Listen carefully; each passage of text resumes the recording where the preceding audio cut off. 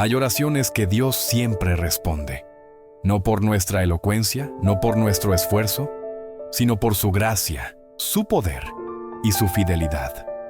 Cuando nos acercamos a Él con un corazón sincero, Él escucha. Oración número 1. Oraciones de arrepentimiento. La oración de arrepentimiento es una de las oraciones más poderosas y transformadoras que una persona puede ofrecer. Es la oración que convierte a un pecador en un hijo de Dios, la que toma un corazón de piedra y lo transforma en un corazón de carne. Es la oración que rompe las cadenas del pecado, la culpa y la vergüenza, y las reemplaza con la paz, el gozo y la justicia de Dios. A lo largo de las Escrituras, vemos que cada vez que un hombre o una mujer se humilla ante Dios en un arrepentimiento genuino, Él responde con misericordia, perdón y restauración. El arrepentimiento no es simplemente sentir pena por nuestros pecados. No es solo un momento de remordimiento o una respuesta emocional a la culpa. El verdadero arrepentimiento es un apartarse del pecado y un volverse hacia Dios. Es un reconocimiento de que hemos quebrantado los mandamientos de Dios, de que hemos vivido en rebelión contra Él y de que necesitamos su gracia para ser salvos. La Biblia deja claro que el pecado nos separa de Dios. Isaías 59:2 dice: «Pero vuestras iniquidades os han separado de vuestro Dios. Vuestros pecados han escondido su rostro de vosotros, de modo que no os oirá». El pecado crea una barrera entre nosotros y aquel que más nos ama nos lleva por un camino de destrucción, oscuridad y, en última instancia, muerte. Sin embargo, en su misericordia, Dios no nos abandona en nuestro pecado. Nos llama al arrepentimiento. En Hechos 17:30 leemos: «Ciertamente, Dios pasó por alto los tiempos de tal ignorancia, pero ahora manda a todos los hombres en todo lugar que se arrepientan». El arrepentimiento no es opcional, es un mandato de Dios. Es el único camino para reconciliarnos con Él. Jesús mismo comenzó su ministerio con las palabras: «Arrepentíos, porque el reino de los cielos se ha acercado». Mateo 4:17. Antes de que podamos entrar en la plenitud de las promesas de Dios, primero debemos presentarnos ante Él con humildad, confesando nuestros pecados y buscando su perdón. Uno de los ejemplos más poderosos de arrepentimiento en la Biblia se encuentra en la historia del Hijo Pródigo, en Lucas 15. Jesús cuenta la historia de un joven que exigió su herencia, dejó la casa de su padre y desperdició todo en una vida desenfrenada. Persiguió los placeres del mundo, creyendo que lo satisfarían. Pero cuando se le acabó el dinero, también se le acabaron los supuestos amigos. Se encontró en una situación desesperada, hambriento, solo y alimentando cerdos solo para sobrevivir. En ese momento de quebrantamiento, la Biblia dice que volvió en sí. Lucas 15:17. Se dio cuenta de la profundidad de su pecado. Comprendió que había dado la espalda a su padre, que había desperdiciado su vida y que estaba completamente perdido. Esa realización lo llevó a actuar. Dijo: «Me levantaré e iré a mi padre, y le diré: Padre, he pecado contra el cielo y ante ti. Ya no soy digno de ser llamado tu hijo. Hazme como uno de tus siervos». Lucas 15:18-19. Esta es la esencia del verdadero arrepentimiento. No se trata solo de reconocer nuestro pecado, sino de volver al Padre. Es un profundo dolor por el pecado, un reconocimiento de nuestra indignidad y una disposición a humillarnos ante Dios. ¿Y cómo respondió el Padre? ¿Rechazó a su hijo? Lo hizo ganarse de nuevo su lugar en la casa. Number. La Biblia nos dice que, cuando aún estaba lejos, su padre lo vio, corrió hacia él, lo abrazó y lo besó. Lucas 15:20. El padre había estado esperando ansiosamente el regreso de su hijo. No lo recibió con condenación, sino con los brazos abiertos. Le puso una túnica, un anillo en el dedo, y celebró su retorno. Este es el corazón de Dios hacia todo pecador que se arrepiente. No importa cuán lejos hayamos vagado, No importa cuán profundamente hayamos caído en el pecado. En el momento en que nos volvemos hacia Él corre a nuestro encuentro con misericordia y gracia. El rey David también entendió el poder del arrepentimiento. Después de sus graves pecados de adulterio con Betsabé y el asesinato de su esposo, David fue confrontado por el profeta Natán. En lugar de poner excusas o justificar sus acciones, David se postró ante Dios en arrepentimiento. Clamó en el Salmo 51: «Ten misericordia de mí, oh Dios, conforme a tu benignidad, conforme a la multitud de tus tiernas misericordias, borra mis transgresiones. Lávame completamente de mi iniquidad y límpiame de mi pecado». Salmo 51, versículos 1 a 2. David entendió que no podía limpiarse a sí mismo. Sabía que ninguna cantidad de buenas obras podía deshacer lo que había hecho. Su única esperanza estaba en la misericordia de Dios. Continuó: «Crea en mí un corazón limpio, oh Dios, y renueva un espíritu recto dentro de mí. No me eches de tu presencia y no quites de mí tu Santo Espíritu. Devuélveme el gozo de tu salvación y sosténme con un espíritu generoso». Salmo 51, 10 a 12. El verdadero arrepentimiento trae restauración. No se trata de vivir en culpa o castigarnos constantemente por errores pasados. Cuando nos arrepentimos, Dios perdona, limpia y restaura. Toma un corazón roto y lo hace entero.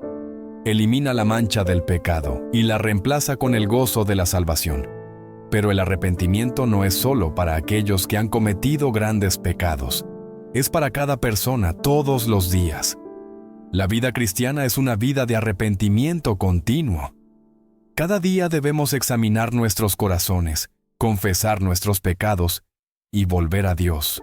1 Juan 1:9 nos dice: «Si confesamos nuestros pecados, Él es fiel y justo para perdonarnos nuestros pecados y limpiarnos de toda maldad». La misericordia de Dios es nueva cada mañana. Su gracia es suficiente para cada fracaso. El peligro viene cuando nos negamos a arrepentirnos. La Biblia advierte que aquellos que endurecen sus corazones enfrentarán el juicio. Proverbios 28:13 dice: «El que encubre sus pecados no prosperará, mas el que los confiesa y los abandona hallará misericordia». El enemigo quiere mantener a las personas atrapadas en el pecado, ciegas a la verdad, convencidas de que han ido demasiado lejos para ser perdonadas. Pero la palabra de Dios dice lo contrario. Ningún pecado es demasiado grande para su gracia. Ninguna vida está demasiado rota para su restauración. Vemos esta verdad con mayor claridad en la cruz. Jesucristo, el Hijo de Dios, cargó con nuestros pecados para que pudiéramos ser perdonados. En la cruz, tomó nuestro castigo, nuestra culpa y nuestra vergüenza. Pagó el precio por nuestra redención. Y ahora, gracias a su sacrificio, podemos acercarnos con confianza ante Dios en arrepentimiento, sabiendo que recibiremos misericordia. Hebreos 4:16 dice: «Acerquémonos pues confiadamente al trono de la gracia, para que recibamos misericordia y hallemos gracia para el tiempo de necesidad». El ladrón en la cruz entendió esto. Mientras colgaba junto a Jesús, reconoció su propia pecaminosidad. Sabía que merecía el castigo que estaba recibiendo. Pero en ese momento, se volvió hacia Jesús y dijo: «Señor, acuérdate de mí cuando vengas en tu reino». Lucas 23:42. Y Jesús respondió: «De cierto te digo que hoy estarás conmigo en el paraíso». Lucas 23:43. Ese es el poder del arrepentimiento. Nunca es demasiado tarde, nunca está fuera de alcance. En el momento en que un pecador se vuelve hacia Jesús en fe y arrepentimiento, es perdonado, limpiado y renovado. Oración número 2. Oraciones por sabiduría. La sabiduría es uno de los mayores regalos que una persona puede pedirle a Dios. Es más valiosa que la plata y el oro, más poderosa que el conocimiento solo y más duradera que el éxito terrenal. La Biblia nos dice en Proverbios 4:7: La sabiduría es. Hay oraciones que Dios siempre responde. No por nuestra elocuencia, no por nuestro esfuerzo, sino por su gracia, su poder y su fidelidad. Cuando nos acercamos a Él con un corazón sincero, Él escucha. Oración número 1. Oraciones de arrepentimiento. La oración de arrepentimiento es una de las oraciones más poderosas y transformadoras que una persona puede ofrecer. Es la oración que convierte a un pecador en un hijo de Dios, la que toma un corazón de piedra y lo transforma en un corazón de carne. Es la oración que rompe las cadenas del pecado, la culpa y la vergüenza, y las reemplaza con la paz, el gozo y la justicia de Dios. A lo largo de las Escrituras, vemos que cada vez que un hombre o una mujer se humilla ante Dios en un arrepentimiento genuino, Él responde con misericordia, perdón y restauración. El arrepentimiento no es simplemente sentir pena por nuestros pecados. No es solo un momento de remordimiento o una respuesta emocional a la culpa. El verdadero arrepentimiento es un apartarse del pecado y un volverse hacia Dios. Es un reconocimiento de que hemos quebrantado los mandamientos de Dios, de que hemos vivido en rebelión contra Él y de que necesitamos su gracia para ser salvos. La Biblia deja claro que el pecado nos separa de Dios. Isaías 59:2 dice: «Pero vuestras iniquidades os han separado de vuestro Dios. Vuestros pecados han escondido su rostro de vosotros, de modo que no os oirá». El pecado crea una barrera entre nosotros y aquel que más nos ama. Nos lleva por un camino de destrucción, oscuridad y, en última instancia, muerte. Sin embargo, en su misericordia, Dios no nos abandona en nuestro pecado. Nos llama al arrepentimiento. En Hechos 17:30 leemos: «Ciertamente, Dios pasó por alto los tiempos de tal ignorancia, pero ahora manda a todos los hombres en todo lugar que se arrepientan». El arrepentimiento no es opcional, es un mandato de Dios. Es el único camino para reconciliarnos con Él. Jesús mismo comenzó su ministerio con las palabras: «Arrepentíos, porque el reino de los cielos se ha acercado». Mateo 4:17. Antes de que podamos entrar en la plenitud de las promesas de Dios, primero debemos presentarnos ante Él con humildad, confesando nuestros pecados y buscando su perdón. Uno de los ejemplos más poderosos de arrepentimiento en la Biblia se encuentra en la historia del Hijo Pródigo, en Lucas 15. Jesús cuenta la historia de un joven que exigió su «recibirá cosa alguna del Señor». El hombre de doble ánimo es inconstante en todos sus caminos.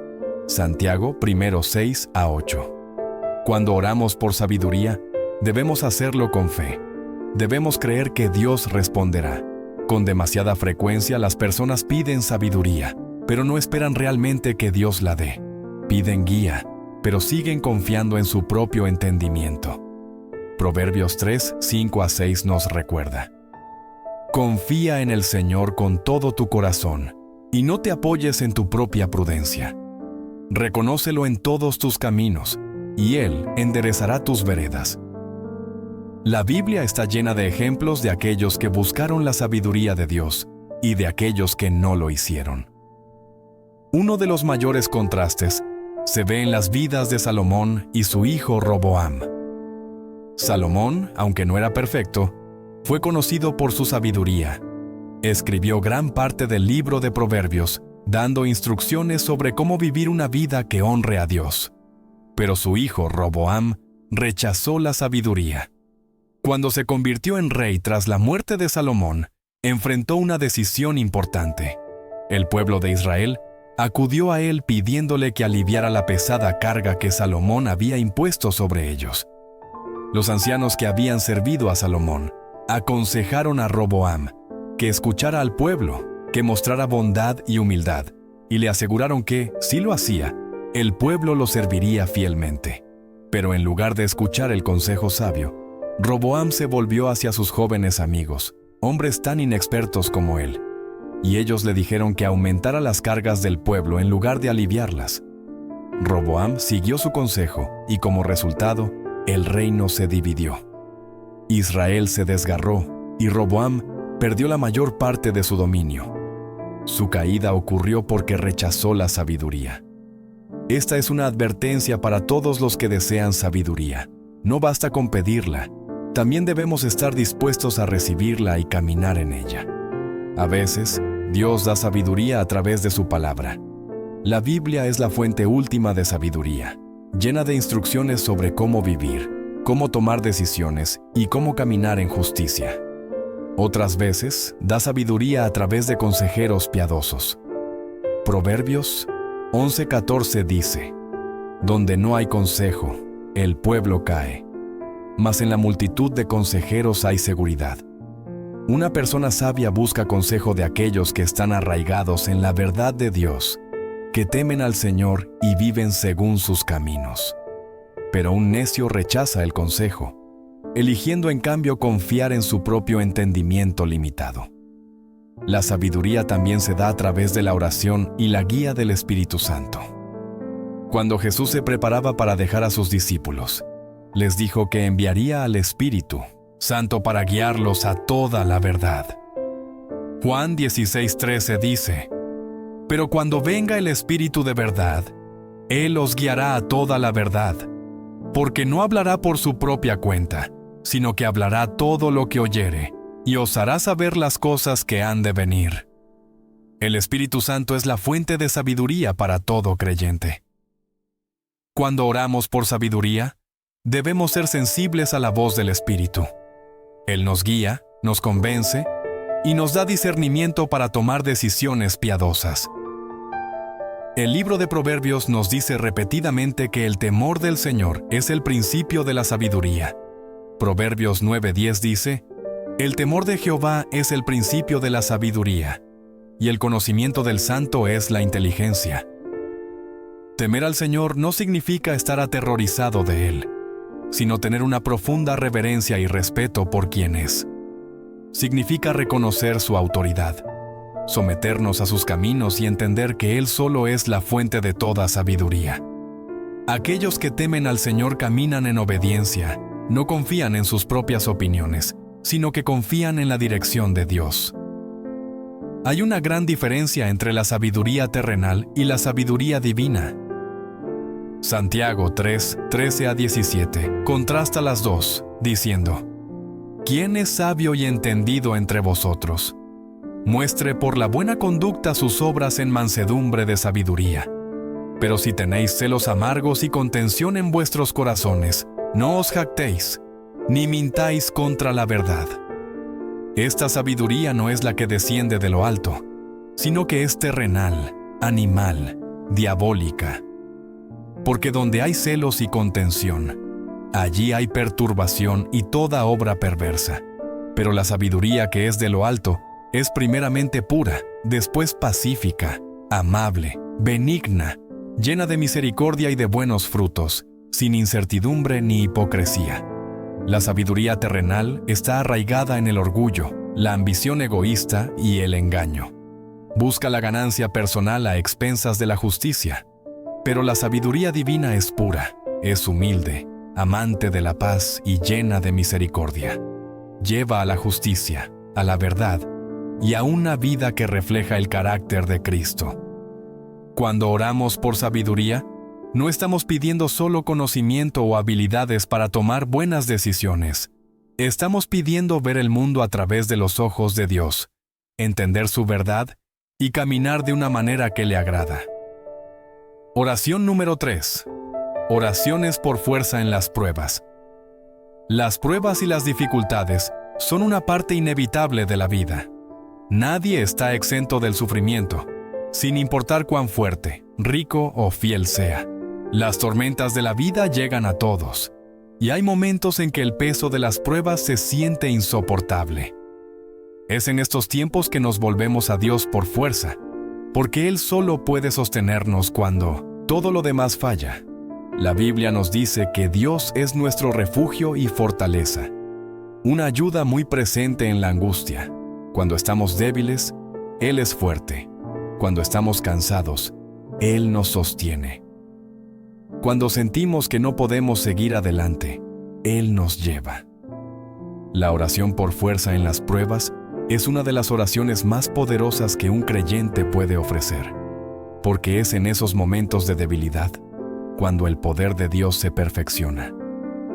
Hay muchos ejemplos en las Escrituras de hombres y mujeres que enfrentaron pruebas abrumadoras y clamaron a Dios por fuerza. Uno de los más conocidos es la historia de Job. Job era un hombre que temía a Dios y vivía rectamente, pero soportó un sufrimiento más allá de lo que la mayoría podría imaginar. En un solo día perdió su riqueza, sus siervos y todos sus hijos. Poco después, su salud fue afectada y se encontró cubierto de llagas dolorosas de la cabeza a los pies. Sus amigos lo acusaron de haber hecho algo malo. Su esposa le dijo que maldijera a Dios y muriera, y se quedó solo en su sufrimiento. Pero en medio de su dolor, Job no se apartó de Dios. Cuestionó, luchó con su sufrimiento, pero continuó buscando la fuerza de Dios. Declaró que, aunque su cuerpo fallara, aunque lo hubiera perdido todo, aún confiaría en el Señor. La historia de Job nos recuerda que las pruebas no siempre son el resultado de una mala acción. A veces, Dios permite el sufrimiento para probarnos y refinarnos, para acercarnos más a Él y para mostrar su poder en nuestra debilidad. Es en esos momentos de quebrantamiento cuando somos más conscientes de nuestra necesidad de Él. Cuando Job finalmente se encontró con Dios, se dio cuenta de que incluso en su sufrimiento, Dios estaba en control. Al final, el Señor restauró a Job, bendiciéndolo con más de lo que había perdido. Pero más que la restauración física, Job ganó una comprensión más profunda de quién es Dios. El apóstol Pablo también sabía lo que significaba depender de la fuerza de Dios en las pruebas. A lo largo de su ministerio, Pablo enfrentó persecución, encarcelamiento, palizas y adversidades. Fue naufragado, apedreado y a menudo dado por muerto. Sin embargo, en todo su sufrimiento, nunca dejó de orar por fuerza. En 2 Corintios 12, Pablo habla de una espina en su carne, algo que lo atormentaba y le causaba gran angustia. Oró 3 veces para que Dios la quitara, pero en lugar de eliminarla, Dios respondió diciendo: «Bástate mi gracia, porque mi poder se perfecciona en la debilidad». Entonces Pablo declaró: «Por tanto, de buena gana me gloriaré más bien en mis debilidades, para que repose sobre mí el poder de Cristo. Por lo cual, por amor a Cristo me gozo en las debilidades, en afrentas, en necesidades, en persecuciones, en angustias, porque cuando estoy débil, entonces soy fuerte». Las palabras de Pablo revelan una gran verdad sobre la fuerza que viene de Dios. No siempre es una fuerza que elimina la prueba, sino una fuerza que nos lleva a través de ella. A veces, Dios nos libra del sufrimiento, otras veces, nos sostiene en medio de él. El mundo enseña que la fuerza se trata de autosuficiencia, de superar las cosas con nuestro propio poder. Pero la Biblia enseña que la verdadera fuerza se encuentra en la rendición, en reconocer nuestra debilidad y depender completamente de Dios. Jesús mismo demostró este tipo de oración por fuerza en las pruebas cuando estaba en el huerto de Getsemaní. Mientras se preparaba para enfrentar la cruz, estaba abrumado por la tristeza. Sabía el dolor que le esperaba, la traición, el sufrimiento, el peso del pecado del mundo sobre sus hombros. En ese momento, cayó al suelo y oró: «Padre, si es posible, pase de mí esta copa, pero no sea como yo quiero, sino como tú quieras». 3 veces oró, angustiado por lo que estaba por venir. Y aunque el sufrimiento no fue eliminado, se le dio fuerza. Un ángel vino y lo fortaleció, y Jesús se levantó para enfrentar la cruz con determinación. Su oración en el huerto nos enseña que está bien clamar a Dios en nuestro sufrimiento, está bien pedir liberación, pero, en última instancia, debemos confiar en que su voluntad es perfecta.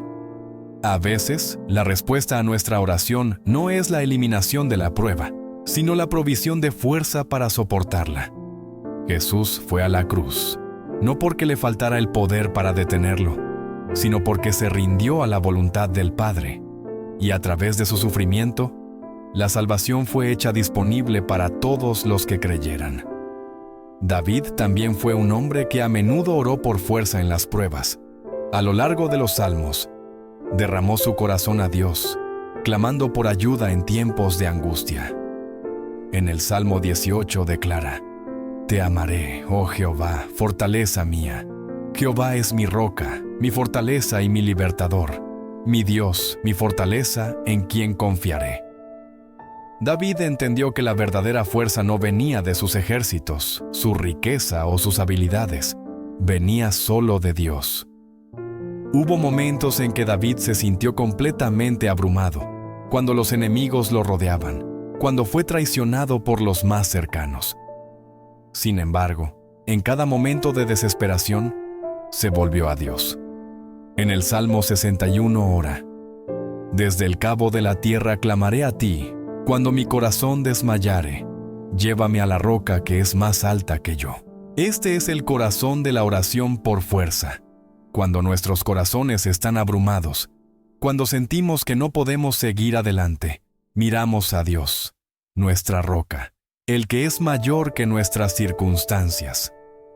Isaías 40, 29 a 31 ofrece una de las promesas más hermosas sobre la fuerza que Dios proporciona. Él da esfuerzo al cansado y multiplica las fuerzas al que no tiene ningunas.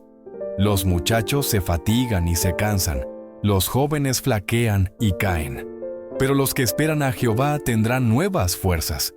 Levantarán alas como las águilas, correrán y no se cansarán, caminarán y no se fatigarán. Este pasaje revela una verdad poderosa. La fuerza humana siempre fallará. Incluso los más fuertes entre nosotros se cansarán. Pero aquellos que esperan en el Señor, que confían en Él, serán renovados. La imagen de un águila elevándose por encima de la tormenta es un recordatorio de que cuando confiamos en Dios, somos elevados por encima de nuestras pruebas. No tenemos que ser consumidos por ellas. Esperar en el Señor no significa no hacer nada. Significa buscarlo activamente, confiar en sus promesas y aferrarnos a la fe incluso cuando no vemos un alivio inmediato. A veces, la prueba dura más de lo que esperamos. A veces, la respuesta a nuestra oración no llega como imaginamos, pero en cada situación, Dios es fiel. Sadrac, Mesac y Abednego entendieron esto cuando enfrentaron un horno de fuego. Se les dio una opción: inclinarse ante el ídolo o ser arrojados a las llamas. Su respuesta fue de una fe inquebrantable. Nuestro Dios a quien servimos puede librarnos del horno de fuego ardiente, y de tu mano, oh Rey, nos librará. Y si no, sepas, oh Rey, que no serviremos a tus dioses. Daniel 3:17-18. Creían que Dios podía librarlos, pero incluso si no lo hacía, seguirían confiando en Él. Y Dios estuvo con ellos en el fuego. No los mantuvo fuera de Él, pero caminó con ellos en medio de las llamas. No fueron consumidos y salieron ilesos. Este es el tipo de fuerza que viene a través de la oración. La confianza de que, pase lo que pase, Dios está con nosotros. Ya sea que nos libre del fuego o nos sostenga en él, su fuerza nunca fallará. Oración número 4. Oraciones para que se haga su voluntad. Una de las oraciones más poderosas que un creyente puede ofrecer es una oración para que se haga la voluntad de Dios. Es una oración de rendición, de fe y de confianza. Es la misma oración que Jesús mismo oró en el huerto de Getsemaní. No se haga mi voluntad, sino la tuya. Este tipo de oración no siempre es fácil. La naturaleza humana desea control, certeza y seguridad. Pero cuando oramos por la voluntad de Dios, ponemos todo en sus manos. Reconocemos que sus planes son más altos que los nuestros, que sus caminos son mayores y que su sabiduría está más allá de nuestra comprensión. Desde el comienzo mismo de la creación, Dios ha tenido una voluntad perfecta para la humanidad. Creó a Adán y Eva para vivir en comunión perfecta con Él, para caminar en su presencia y experimentar su bondad. Pero cuando el pecado entró en el mundo, la voluntad del hombre se corrompió, se volvió hacia deseos egoístas y se separó de Dios. La Biblia nos dice que cada persona se ha desviado, cada uno siguiendo su propio camino. Pero Dios, en su amor, hizo un camino para que regresemos a Él, a través de Cristo. Estamos invitados a vivir según la voluntad de Dios, a caminar en su propósito y a buscar sus planes por encima de los nuestros. Uno de los mayores desafíos en la vida cristiana es aprender a someternos a la voluntad de Dios. Hay momentos en que su voluntad no se alinea con nuestros deseos, cuando su camino parece difícil, o cuando sus planes nos llevan a temporadas de espera, pruebas o sufrimiento. Pero las Escrituras son claras. La voluntad de Dios siempre es buena, siempre perfecta y siempre justa. Romanos 12:2 dice: No os conforméis a este siglo, sino transformaos por medio de la renovación de vuestro entendimiento, para que comprobéis cuál sea la buena voluntad de Dios, agradable y perfecta. El mundo nos insta a perseguir nuestras propias ambiciones, a seguir nuestros corazones y a buscar la realización personal. Pero la Biblia nos llama a algo mayor, a alinearnos con el propósito de Dios. A lo largo de las Escrituras, vemos ejemplos de hombres y mujeres que buscaron la voluntad de Dios y también de aquellos que la resistieron. Uno de los mayores ejemplos de rendición a la voluntad de Dios se encuentra en la vida de María, la madre de Jesús. Cuando el ángel se le apareció y le dijo que daría a luz al Hijo de Dios, María tenía todas las razones para temer. Era joven, no estaba casada, y sabía que decir sí al plan de Dios podía traer malentendidos, rechazo y dificultades. Pero en lugar de resistirse, simplemente respondió: «He aquí la sierva del Señor. Hágase conmigo conforme a tu palabra». Lucas 1:38. Se sometió a la voluntad de Dios, confiando en que su plan era mayor que cualquier miedo que pudiera haber tenido. Por otro lado, también vemos ejemplos de aquellos que resistieron la voluntad de Dios, como Jonás. Dios llamó a Jonás a ir a Nínive y predicar un mensaje de arrepentimiento, pero Jonás no quería ir. Corrió en dirección opuesta, intentando huir de la presencia del Señor. Pero nadie puede escapar de la voluntad de Dios. Se levantó una gran tormenta y Jonás fue tragado por un gran pez, donde permaneció durante 3 días y 3 noches. En las profundidades del mar, Jonás finalmente se rindió y oró a Dios, reconociendo su soberanía. Cuando fue liberado, fue a Nínive como Dios le había ordenado originalmente. El pueblo se arrepintió y Dios les mostró misericordia. La historia de Jonás es un recordatorio de que resistir la voluntad de Dios solo lleva a problemas. Es mucho mejor confiar y obedecer, incluso cuando no entendemos completamente lo que Dios está haciendo. Proverbios 3:5-6 nos dice: «Confía en el Señor con todo tu corazón, y no te apoyes en tu propia prudencia. Reconócelo en todos tus caminos, y Él enderezará tus veredas». Confiar en la voluntad de Dios significa dejar de lado nuestro propio entendimiento, creer que Él ve el panorama completo y saber que está obrando todas las cosas para bien. Jesús mismo modeló la oración definitiva de rendición en el huerto de Getsemaní. Mientras enfrentaba la cruz, oró: «Padre, si quieres, pasa de mí esta copa, pero no se haga mi voluntad, sino la tuya».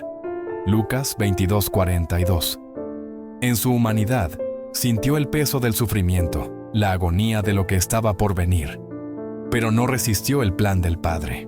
Se rindió, sabiendo que la voluntad de Dios traería la salvación de la humanidad. Debido a su obediencia, tenemos vida eterna. Cuando oramos para que se haga la voluntad de Dios, no estamos simplemente pidiendo dirección en una sola decisión. Estamos pidiendo que toda nuestra vida sea moldeada según su propósito. Esto significa rendir nuestros planes, nuestros sueños, nuestros deseos y nuestro control. Significa confiar en Él en tiempos de incertidumbre, creer que está guiando cada paso. Salmo 37, 23 dice: Por Jehová son ordenados los pasos del hombre, y Él aprueba su camino. Cuando buscamos su voluntad, Él dirige nuestros caminos. Uno de los mayores desafíos al orar por la voluntad de Dios es aceptar cuando su respuesta es diferente de lo que esperábamos. Hay momentos en que oramos fervientemente por algo, creyendo que es bueno, pero Dios, en su sabiduría infinita, elige un camino diferente. Pablo experimentó esto cuando oró para que se le quitara su espina en la carne. Pidió a Dios 3 veces que la eliminara, pero la respuesta de Dios no fue lo que había esperado. En cambio, Dios dijo: Bástate mi gracia, porque mi poder se perfecciona en la debilidad. 2 Corintios 12:9. Pablo aprendió que la voluntad de Dios no era quitar la prueba, sino darle fuerza a través de ella. Esta es una lección que todo creyente debe aprender. Hay veces en que la voluntad de Dios nos lleva a esperar. Hay veces en que nos lleva a temporadas de prueba. Hay veces en que requiere que dejemos ir cosas que deseamos profundamente. Pero en cada situación, la voluntad de Dios es perfecta. Él ve lo que nosotros no podemos ver. Sabe qué es lo mejor para nosotros, incluso cuando no lo entendemos. Isaías 55, 8-9 nos recuerda: Porque mis pensamientos no son vuestros pensamientos, ni vuestros caminos mis caminos, dice Jehová. Como son más altos los cielos que la tierra, así son mis caminos más altos que vuestros caminos, y mis pensamientos más que vuestros pensamientos. Orar para que se haga la voluntad de Dios requiere fe. Requiere la confianza de creer que incluso cuando no vemos el cuadro completo, Dios sigue en control. Requiere la humildad de dejar de lado nuestros propios deseos y confiar en que sus planes son mejores. Requiere paciencia mientras esperamos su tiempo, sabiendo que Él obra todas las cosas para bien. Jesús enseñó a sus discípulos a orar: Venga tu reino. Hágase tu voluntad, así en la tierra como en el cielo. Mateo 6:10. Esta no es solo una oración por el mundo, sino una oración por nuestros propios corazones. Es una oración para que la voluntad de Dios se haga en nuestras vidas, en nuestras familias, en nuestras iglesias y en todo lo que hacemos. Es una oración que reconoce que no estamos en control, sino que Dios sí lo está. Uno de los mayores ejemplos de vivir según la voluntad de Dios se encuentra en Abraham. Cuando Dios lo llamó a dejar su hogar e ir a una tierra que le mostraría, Abraham obedeció, aunque no sabía a dónde iba. Caminó por fe, confiando en la guía de Dios. Más tarde, cuando Dios lo probó pidiéndole que sacrificara a su hijo Isaac, Abraham nuevamente se rindió a la voluntad de Dios. En el último momento, Dios proveyó un carnero, mostrando que su plan siempre fue de vida y no de muerte. La fe de Abraham le fue contada como justicia porque confió en la voluntad de Dios. Cuando oramos por la voluntad de Dios, debemos estar dispuestos a caminar por fe. Puede que no siempre veamos el destino, pero confiamos en que Él nos está guiando. Puede que no siempre entendamos el camino, pero sabemos que Él es bueno. Puede que enfrentemos pruebas, espera e incluso sufrimiento, pero creemos que sus planes son para nuestro bien supremo. Jeremías 29:11 nos recuerda: Porque yo sé los pensamientos que tengo acerca de vosotros, dice Jehová, pensamientos de paz y no de mal, para daros el fin que esperáis. La voluntad de Dios nunca es para dañarnos, sino para llevarnos a su propósito perfecto. Cuando nos rendimos a Él, encontramos paz, gozo y la seguridad de que Él está guiando cada uno de nuestros pasos. Palabras finales y aliento. A través de la oración, nos acercamos a Dios, buscando su presencia, su sabiduría, su fuerza y su voluntad. Las oraciones que Dios siempre responde son aquellas que se alinean con su corazón. Oraciones de arrepentimiento, oraciones por sabiduría, oraciones por fuerza en las pruebas y oraciones para que se haga su voluntad. Cada una de estas oraciones requiere humildad, fe y una disposición a confiar en el plan perfecto de Dios. Cuando venimos ante Dios con un corazón de arrepentimiento, Él siempre es fiel para perdonar. Cuando buscamos su sabiduría, la da generosamente a quienes piden con fe. Cuando clamamos por fuerza en medio de las pruebas, Él nos sostiene, llevándonos a través de incluso los valles más oscuros. Y cuando rendimos nuestra voluntad a la suya, encontramos verdadera paz, sabiendo que sus planes siempre son para nuestro bien. La oración no se trata de persuadir a Dios para que haga lo que queremos, sino de alinear nuestros corazones con el suyo. Es a través de la oración que llegamos a conocerlo más profundamente, que somos transformados por su gracia y que caminamos en la plenitud de su propósito. En cada situación, en cada temporada, Dios es fiel. Cuando lo buscamos con todo nuestro corazón, Él responderá, y sus respuestas siempre serán para nuestro bien supremo y para su gloria.